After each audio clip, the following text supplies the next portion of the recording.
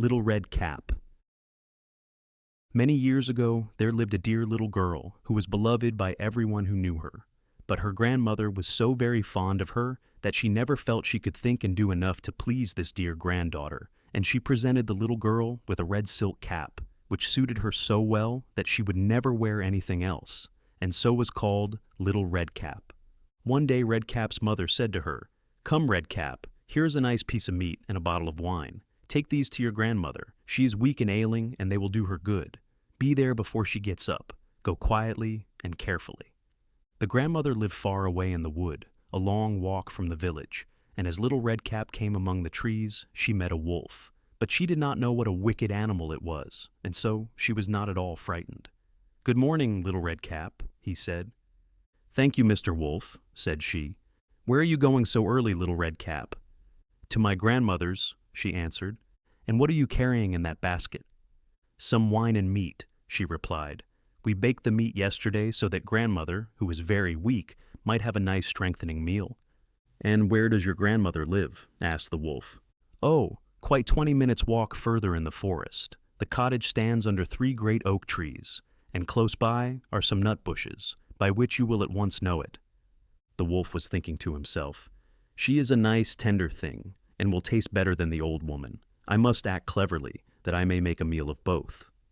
Presently he came up again to Little Red Cap and said, "Just look at the beautiful flowers which grow around you.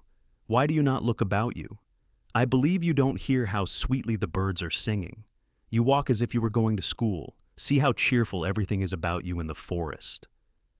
And Little Red Cap opened her eyes, and when she saw how the sunbeams glanced and danced through the trees, and what bright flowers were blooming in her path, she thought, "If I take my grandmother a fresh nosegay, she will be very much pleased, and it is so very early that I can, even then, get there in good time." And running into the forest, she looked about for flowers. But when she had once begun, she did not know how to leave off, and kept going deeper and deeper amongst the trees looking for some still more beautiful flower. The wolf, however, ran straight to the house of the old grandmother and knocked at the door. "Who's there?" asked the old lady. "Only Little Red Cap, bringing you some meat and wine. Please open the door," answered the wolf.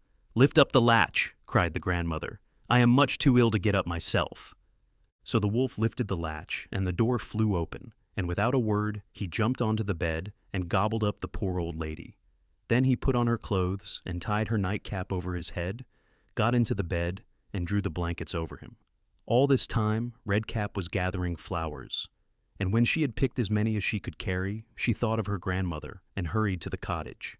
She wondered greatly to find the door open, and when she got into the room she began to feel very ill and exclaimed, "How sad I feel! I wish I had not come today."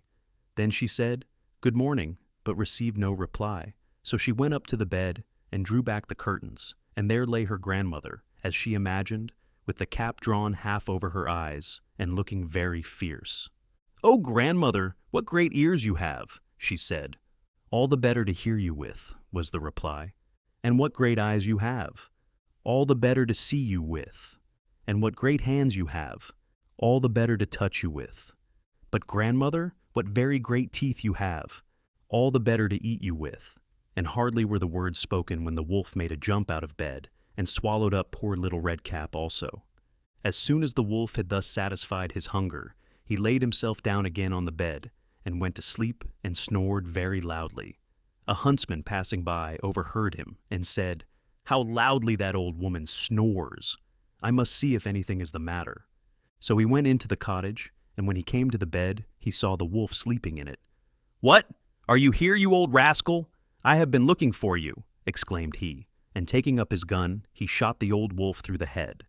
But it is also said that the story ends in a different manner, for that one day when Red Cap was taking some presents to her grandmother, a wolf met her and wanted to mislead her.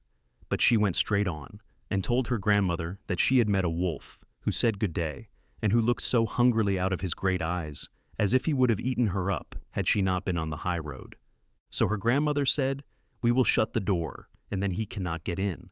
Soon after up came the wolf, who tapped and exclaimed, "I am Little Red Cap, grandmother. I have some roast meat for you." But they kept quite quiet and did not open the door. So the wolf, after looking several times round the house, at last jumped on the roof, thinking to wait till Redcap went home in the evening, and then to creep after her and eat her in the darkness. The old woman, however, saw what the villain intended. There stood before the door a large stone trough, and she said to little Redcap, "Take this bucket, dear. Yesterday I boiled some meat in this water. Now pour it into the stone trough." Then the wolf sniffed the smell of the meat, and his mouth watered, and he wished very much to taste. At last he stretched his neck too far over, so that he lost his balance, and fell down from the roof, right into the great trough below, and there he was drowned.